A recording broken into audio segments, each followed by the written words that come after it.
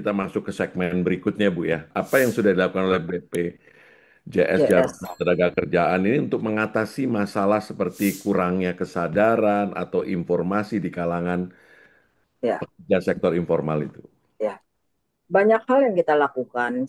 Mungkin kita pertama sudah mulai mengkampanyekan, pertama itu adalah tagline kerja keras bebas cemas.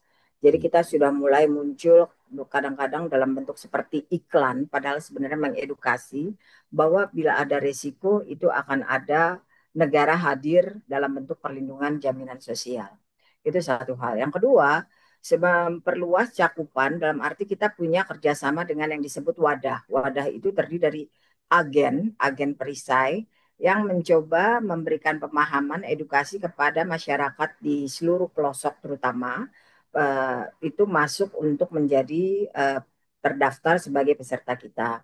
Kemudian kita juga melakukan literasi kepada anak-anak usia sekolah yang menjelang kuliah karena memang pengalaman saya misalkan dari kampus waktu saya di kampus itu melihat dari BPJS Ketenagakerjaan sebagai institusi keuangan Hmm. bukan sebagai institusi perlindungan jaminan sosial yang sebenarnya pencegahan kerentanan.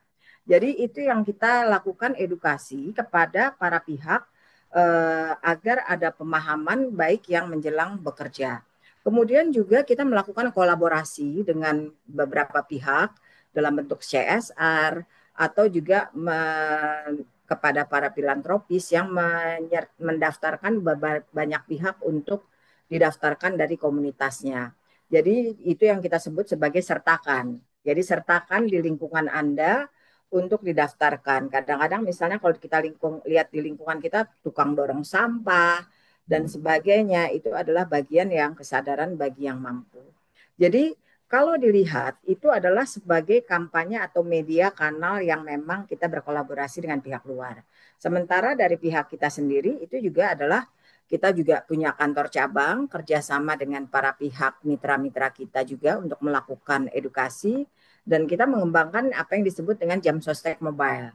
Kita Hmm. harapkan di sana tahap pertama memang masih close end, jadi masih peserta BPJS yang bisa mengakses. Tapi ke depan kita akan mencoba untuk lebih terbuka, jadi itu menjadi informasi publik.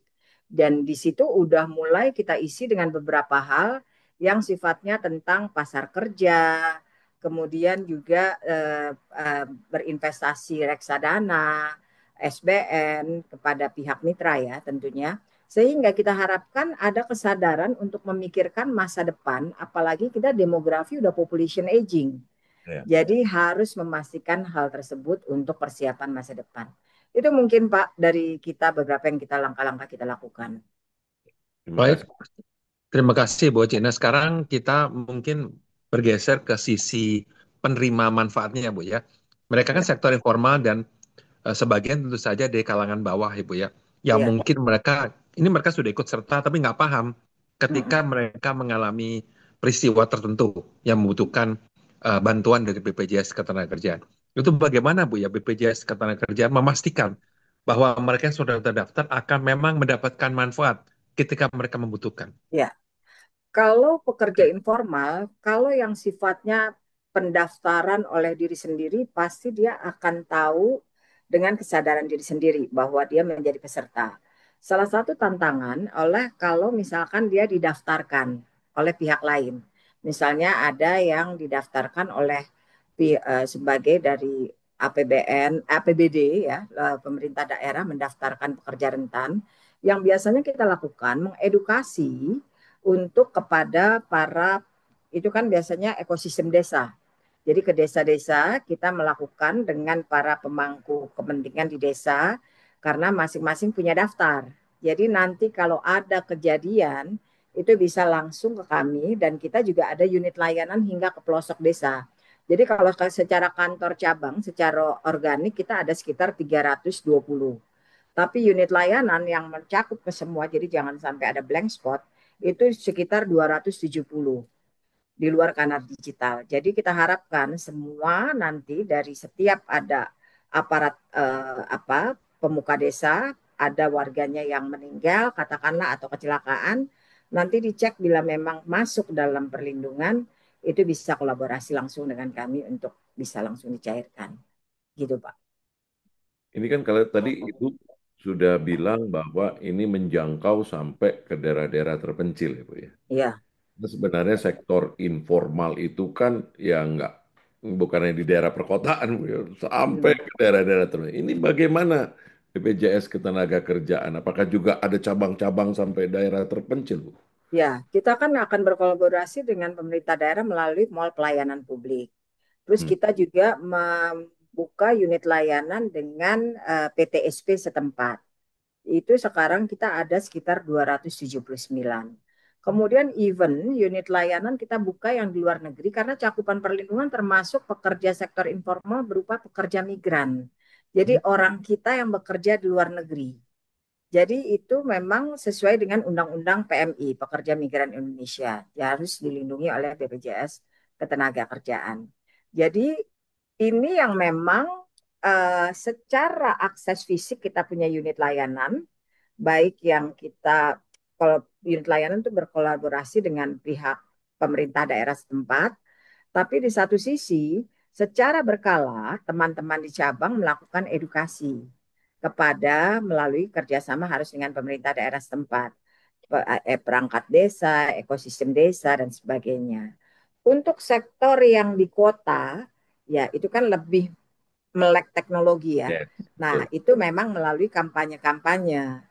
Kampanyenya itu adalah yaitu dengan tagline kerja keras bebas cemas, terus kemudian ada testimoni dan sebagainya terkait hal tersebut melalui sosial media dan sebagainya. Gitu sih Pak. Banyak hal memang harus diraih dan Ya. mungkin juga karena sebenarnya jaminan sosial itu amanah dari undang-undang itu tanggung jawab bersama Pak.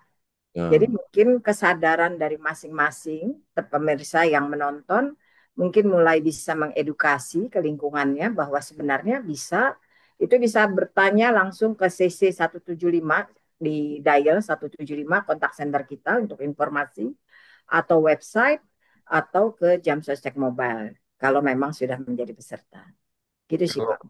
kalau ada contoh kecilnya Ibu ya, umpamanya saya lihat di rumah saya ada pekerja yang menolong saya untuk membersihkan kebun. Ya kita bilang aja tukang kebun, Bu ya. Kebun. Mm-mm. Ya, tukang kebun, tapi dia nggak kerja di saya hanya panggil-panggil aja gitu. Ya, ya, Itu kebun. Nah, itu apakah kita bisa mendaftarkan? Satu. Yang kedua, kalau dia kurang mampu untuk yang tadi Bu ya, apakah kita juga bisa memberikan bantuan begitu? ya. Itu yang kita namakan dengan program sertakan. Sertakan lingkungan sekitar Anda untuk Anda menjadi filantropisnya. Hmm. Jadi beberapa sudah mulai jalan, Pak. Bahkan dari karyawan teman-teman kita sendiri juga melakukan hal tersebut. Jadi misalnya kan kita yaitu tukang sampah, Iya, betul. tukang dorong, atau pekebun, atau nggak usah jauh-jauh Pak, driver kita, mobil kita kan diasuransiin ya. Iya. Tapi kadang-kadang kita lupa mengasuransikan supir Drivernya. kita. Nah, daftarkan kepada BPJS Ketenagakerjaan karena resikonya itu lebih bisa di cover gitu. Karena kan resiko dari data kita kalau kecelakaan kerja itu paling banyak memang di tempat kerja kalau misalnya sektor formal, tapi fatalitas yang paling tinggi justru di lalu lintas, Pak. Lalu lintas ya. Iya, gitu.